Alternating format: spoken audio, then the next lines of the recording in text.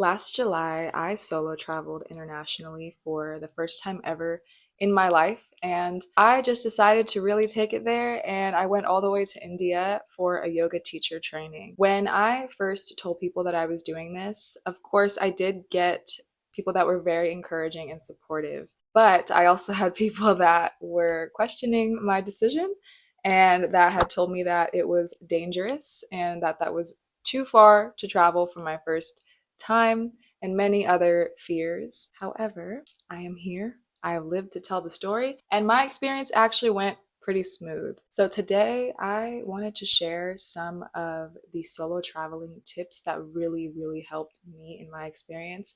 Some of the things that I heard and some of the things that I ended up practicing. Solo traveling internationally can definitely seem intimidating, especially for us women as well. But I believe that nothing should stop us from being able to explore and have these beautiful experiences while traveling. And we shouldn't have to feel like we always have to wait on other people or another person. However, we do have to be a lot more mindful of certain things when you are traveling by yourself.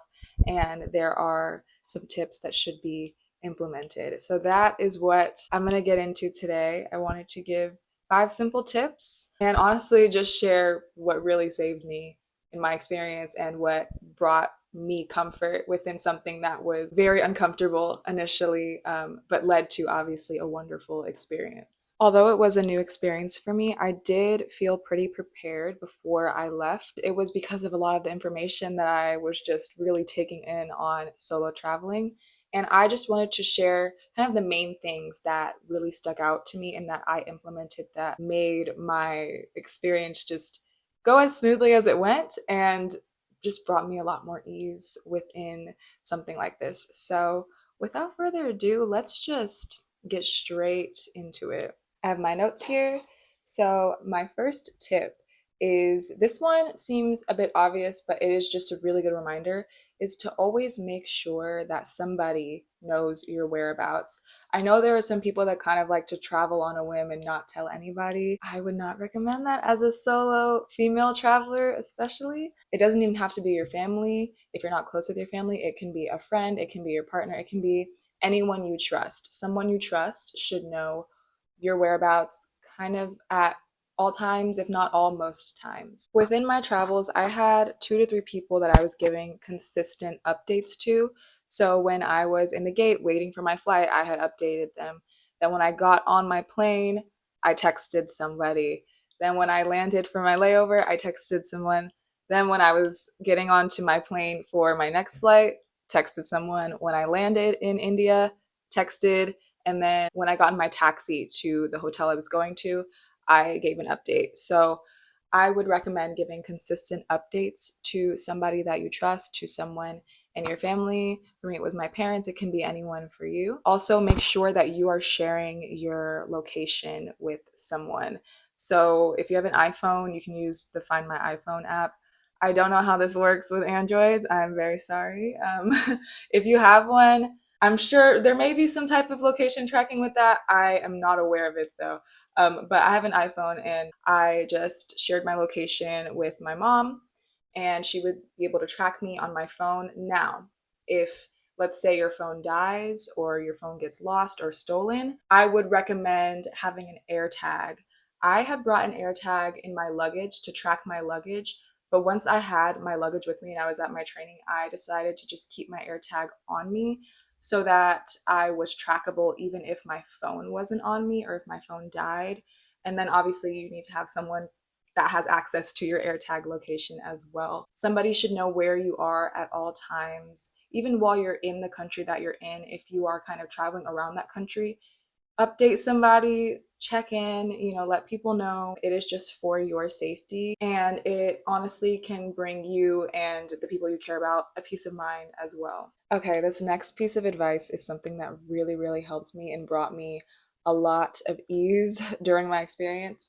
And that is to book a stay at a hotel that is near or adjacent to the airport that you're flying into. And this can be just a one night stay, something very short. Now, this tip would more so apply to specific situations. I would recommend doing this if wherever you are staying is far away from the airport that you landed into. Now, this would obviously also depend on when you need to check into wherever you're staying. But in my situation, I landed in the Bangalore airport and my yoga teacher training was in Mysore. In order to get to Mysore from Bangalore, you have to take like a 5 to 6 hour taxi. I did not want to do that after like 20 hours of traveling. And I'm so glad that I had this stay at this hotel booked before so that I could just kind of have a nice place to land before my taxi ride to the ashram that I was staying at. And the nice thing about hotels that are close to airports is that they are pretty tourist friendly. So there's going to be people that speak English there.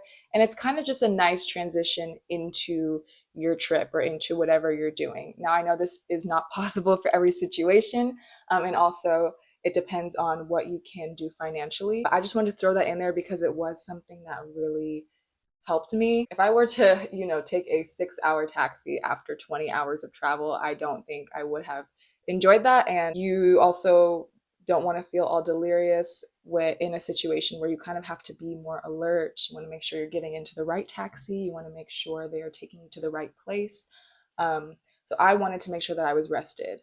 So if you are also planning on doing a situation similar to mine, where it's a yoga teacher training, definitely recommend doing that if you can. All right, the next tip that I have is to print out a little piece of paper, a little sheet.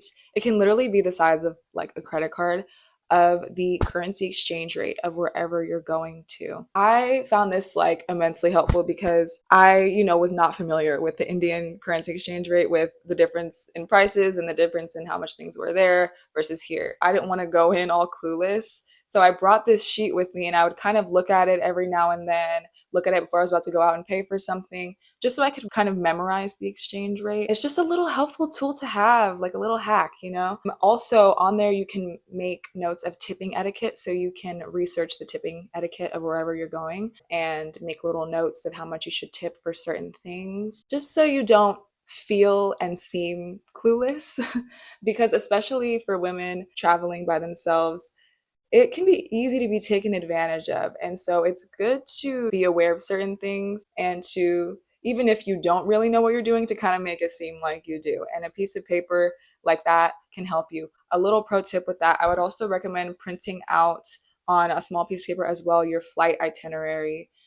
So you can just memorize the details of your flight, what times things are, how much time you have in your layover, gates and all that stuff. So you can also have this stuff on your phone as well, but sometimes it's nice to just have a little piece of paper, to have a little physical thing you can look at. And it's also just good to have if your phone were to get lost or stolen. Now, God forbid that happens, but either way, it is good to be prepared in those situations. I know we're in this digital age where we think we should just have everything on our phones, but some things you should have printed out so that you can maneuver and navigate an environment like that in the case if that were to happen. And my fourth tip, now this is really good, especially for my solo female travelers out there, and that is to research the customs and values of the country that you will be going to so that you can have a smooth experience and not attract unwanted attention. Now, just as an example, in my situation in India, modesty is something that is valued there. Women definitely dress more modestly. I'm from LA, I'm not used to that. But once I learned that about India, I ended up buying some clothes that were more modest and that covered my shoulders more and my stomach. And I got a lot of scarves and shawls to cover myself with. And it helped me feel less like an outsider when I was there, because if I didn't research or know, I kind of already knew that women dressed more modestly there, but I didn't know how valued it was there. There might have been certain little things that I wouldn't have thought of, like covering my shoulders and things like that. And it just helps with, like I said, not attracting unwanted attention. As a solo female traveler, you already are going to attract more attention because it's not something that someone sees every single day, especially depending on where you're going to, right? So it can be helpful to blend in a little bit to honestly make yourself feel a little more comfortable. Now, you of course have every right to your own beliefs, and you don't have to agree with every single custom and value of the country that you're going to.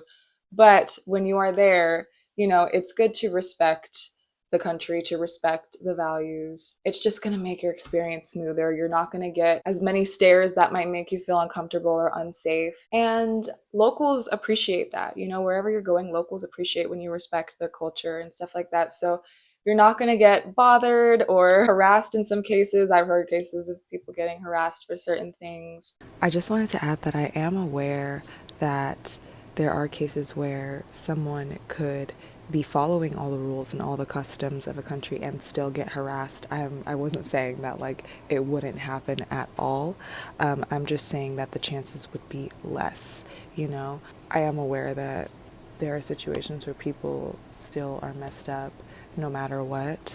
Being aware of these things can help alleviate a little bit of that, or at least lessen the chance of something like that happening. I don't think it's okay for someone to harass anyone for any reason. That is completely not okay, no matter what. And it is also not justifiable at all. But unfortunately, there are crazy people everywhere, and it's just gonna benefit you to be aware of certain things that may cause a certain reaction in people or whatever, and try to lessen the chance of that on your part as much as you can. And there's only so much we can do, right? People are going to be people at the end of the day. So yeah, I just wanted to add that too. So I think that that's just something to keep in mind, and just even beyond modesty, that's just one example. Any custom or value that is very important to that place that you're going to, make sure you are aware of, so that you don't attract attention that may feel uncomfortable or may make you feel unsafe. You want to make your experience as smooth as you possibly can. And then there are some things that are not in our control in certain situations, but you just want to do what you can in order to ensure that you have a smooth sailing experience and that you feel comfortable in the country that you're traveling in. Okay, on to my fifth tip, and this one is very important and sounds kind of cliche, but hear me out, okay? Listen to your intuition. Don't roll your eyes at me, okay? That is going to be very important. That is your guide, and it is going to help you in certain situations. Throughout my travels, I felt very in tune with my intuition, and even moving throughout the airport, I had never been to these airports that I had landed in ever in my life, but I tuned in, I was present, I paid attention to my surroundings, and I ended up kind of figuring out where to go or maneuvering. And ask questions as well as you're walking around. Utilize your intuition, listen to your inner voice, pay attention to how you're feeling in the situation, pay attention to how your body feels. Even if you book a stay somewhere and it doesn't really feel right, the place doesn't feel right, or maybe if it's an Airbnb and the vibes are kind of listen to that. Don't force yourself to stay somewhere if it's not really feeling right in your system. And I had listened to a podcast where this woman was talking about how she had booked a stay at an Airbnb and she thought it was going to be great, but she ended up feeling a bit uncomfortable there. It was kind of further away from the city. She didn't really feel as safe. So she paid attention to those feelings and listened to her inner guide and took initiative and canceled her stay at that Airbnb and ended up staying at a hotel, and she felt a lot safer there. Also, I've heard that most of the time for women, they feel safer staying at a hotel where there's more people than an Airbnb alone.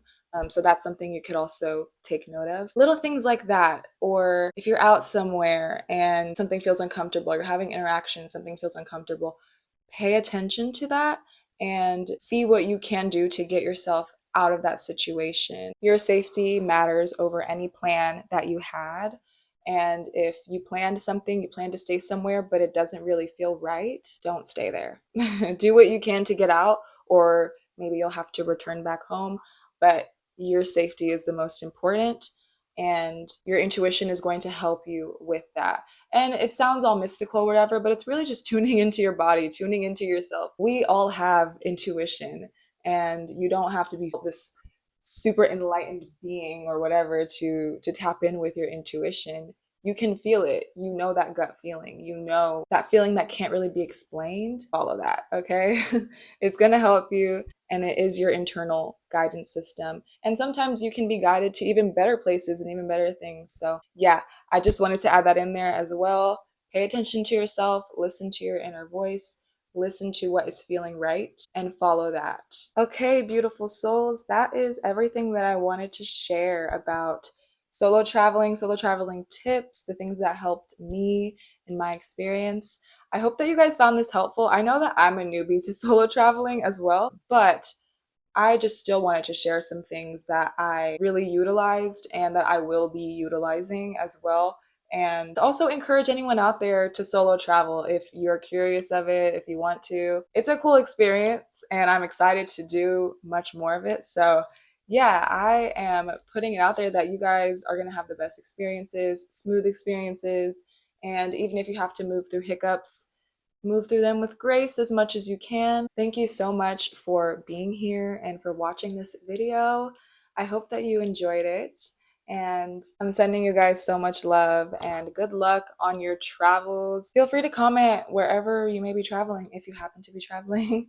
Feel free to comment where you'll be, what the vibe is. I'd love to see that. And yeah, this video is also a part of my yoga teacher training series. If you're more interested in the topic of yoga teacher training and preparing for that, I have 2 videos on that already uploaded. So I will link those down below, and this will be a part of that playlist as well if you're interested. But yeah, I'm gonna end the video here. I will see you guys in my next video.